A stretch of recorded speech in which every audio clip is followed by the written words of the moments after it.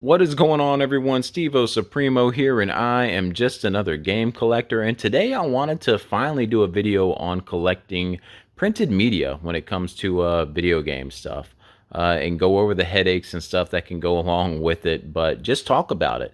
I don't see a whole lot of people talking about collecting this kind of material for video games. I don't know if it's something that other gamers or collectors do like me, or if it's just something people just kind of blow off, but it's something that I do enjoy, like to collect for, especially for the series that I really enjoy.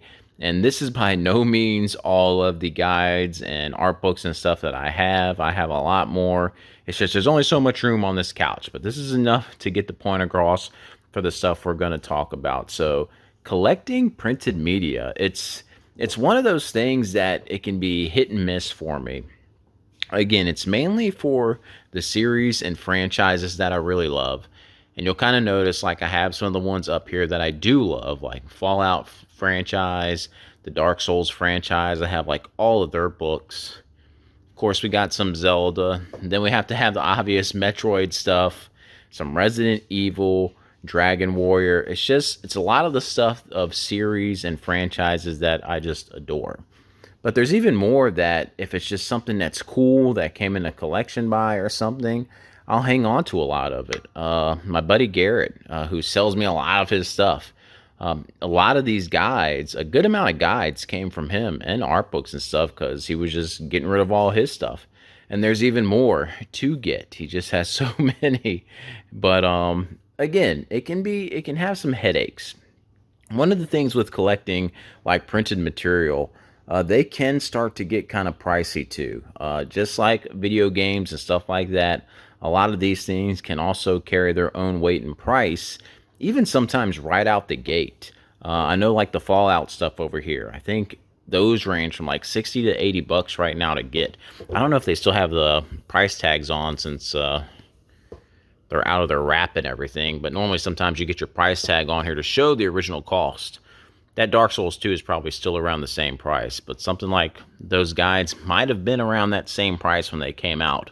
But those two can go up in value, especially when the show came out and did as well as it did, and the values on that stuff just goes up higher and higher. Something like this Final Fantasy Collector's Edition collection set of 7, 8, and 9, and I believe they also did one for 10. Which ones did they do? 10, 12, and 13. I think there's also another set that I will be getting from Garrett as soon as he's done playing those to add to the collection here. Something like that can be real pricey. Like we're going over 150 bucks for something like that. And then, of course, sealed Zelda stuff and stuff that can just get out of print when they stop making stuff. Almost like with movies or Blu-rays and stuff. Sometimes those things go out of print and just the values go up because they don't make anymore. So stuff like that is a reason why some of these things can still tend to carry a lot of value, just like a game when it's no longer being played or anything anymore. And other than there's a variety of it. You get your guides. I mainly do a lot of guides, but I do have some art books and stuff too that I keep around for my franchises that I like. But you can get guides, art books, and then everyone knows about the Nintendo Powers and the game magazines and stuff like that. That's where a lot of people probably do like to collect a Nintendo Power here and there. Of course, you guys saw where I got the first issue recently this year. But then, of course, my franchises I really like, I try to get their issues. So Castlevania. And then we got the Prima strategy guides. Just everyone used to love these things back in the day. If you could get your hands on one, it was really cool, like to bring to school and show your friends, like, hey, I got the guide for the game. Do you guys need any help on any of this stuff? And they'll be sitting there looking through your guide and just trying to get as much information they could just to absorb it before they went home and tried to do the tricks or anything they found helpful in the game there. So just a couple other here's of some other ones that I pulled out just from series and franchises I like, of course. I just have to hang on to them. I just don't want to get rid of them because they're just some of the series and franchises that I just really enjoy and love. Move on to the next pile here. I gotta get something for that to keep it protected like this. My Super Metroid Player's Guide. I gotta get something for it. And of course, my Metroid stuff here. Always got to have the Metroid stuff since I love Metroid. But yeah, you have your guides, your art books, and stuff like that. But you'd also be surprised at how cheap some of these things can be. It doesn't always have to be all about the expensive stuff. You can get some pretty good deals on some of this stuff. Like I think this Dragon Warrior strategy guide for the original one that came with the Nintendo Power here. I think this is only about a $20 strategy guide, even from its age and it being a Nintendo Power one. I believe it's only about 20 bucks, so it's not like really out of reach or anything. I think the same thing for some of these Metroid guides. Like, you can get that stuff pretty cheap.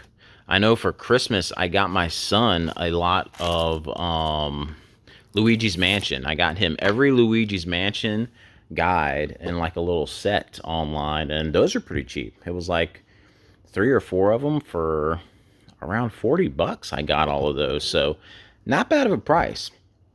Now, of course, the major downside of collecting printed media is the space issue. These things can take up a lot of space, and even especially like big, thicker things like this. If you see how thick this guide thing is, these other ones are pretty thick. They just start to take up space really quick on a shelf. That's why a lot of mine aren't even on shelves. They're just being stored away. And the other problem can be when it comes for moving or transporting them. If there comes a time where you might be moving, which we might be here soon in the summertime, headed back east, we'll see how things work out. But loading these things up and moving them around can be a pain in the butt because they can be extremely heavy. The weight adds up, and it is not light. So that's the other bad thing. Just storage and then the space for it. It can make it hard. So you got to be really picky and choosy with what you want to keep and what you want to hold on to, because you only have so much space in a home.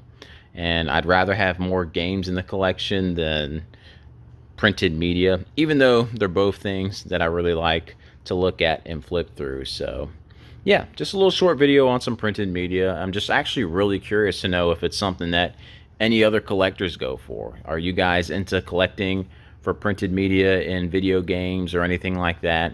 Or is it more of the odd thing to do just because, again, it does take up so much space?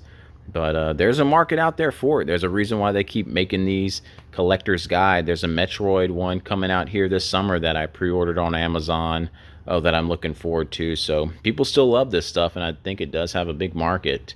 But as far as like, I don't see too many people. I see people bring Nintendo Powers to the local vendor show that goes on here in my area. No one ever buys them though, so I don't know if they're as hot or popular as they were a couple of years ago, but I still like to get my franchises and stuff. But yeah, I'm just curious, you guys like collecting printed media? And if you do, what do you collect? Let me know in the comments below, and I'll catch you guys in the next one.